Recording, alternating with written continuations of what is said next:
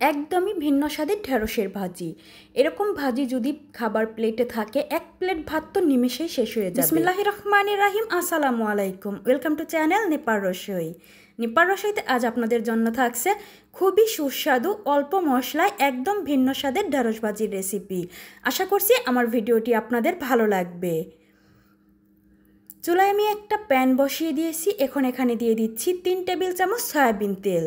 তেলটাকে গরম করে নিয়ে দিয়ে দিতে হবে মিডিয়াম সাইজের 2টা পেঁয়াজ কুচি, আর দিয়ে দিতে হবে 5-6টা কাঁচামরিচ। আমি শুধু কাঁচামরিচ দিয়েই এই ভাজিটা করব, তাই আমি মরিচটা একটু বেশি করে দিয়েছি। চুলার জালটাকে বাড়িয়ে দিয়ে এখন পেঁয়াজ আর মরিচটাকে হালকা একটু নরম করে ভেজে নিতে হবে। অনেক বেশি ভাজার প্রয়োজন নেই, হালকা একটু নরম করে ভেজে নিলেই হয়ে যাবে। পেঁয়াজটা ভেজে নেওয়া হয়ে গেছে। এখন এখানে দিয়ে দিতে হবে কেটে রাখা ঢেঁড়সটাকে দিয়ে পেঁয়াজ মরিচের সাথে একটু মিশিয়ে নিতে হবে। আর এ সময় চুলার জালটাকে মিডিয়াম টু লো হিটের মাঝামাঝিতে রাখতে হবে।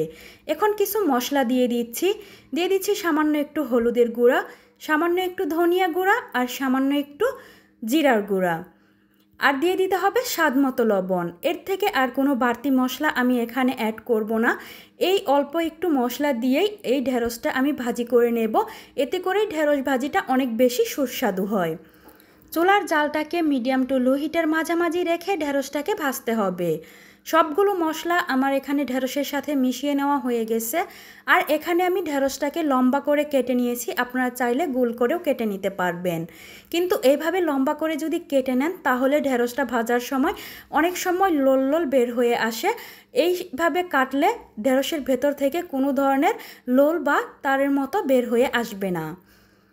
তাই এইভাবে আমি সব সময় ঢেঁড়সটা কেটে ভাজি করার চেষ্টা করি। আর আমার ভিডিওটি যদি আপনারা ফেসবুক পেজ থেকে দেখে থাকেন তাহলে ভিডিওটিতে একটি লাইক দিয়ে ফলো দিয়ে রাখবেন। আর যদি আমার ইউটিউব চ্যানেল থেকে দেখে থাকেন তাহলে আমার চ্যানেলটা সাবস্ক্রাইব করে পাশে থাকা বেল বাটনটা অন করে দেবেন, ভিডিও দেওয়ার সাথে সাথে সবার আগে নোটিফিকেশনটি পাওয়ার জন্য। চুলার জালটাকে মিডিয়াম টু লো হিটে রেখে 5 থেকে 6 মিনিট আমি এই ঢেঁড়সটাকে ভেজে নিয়েছি।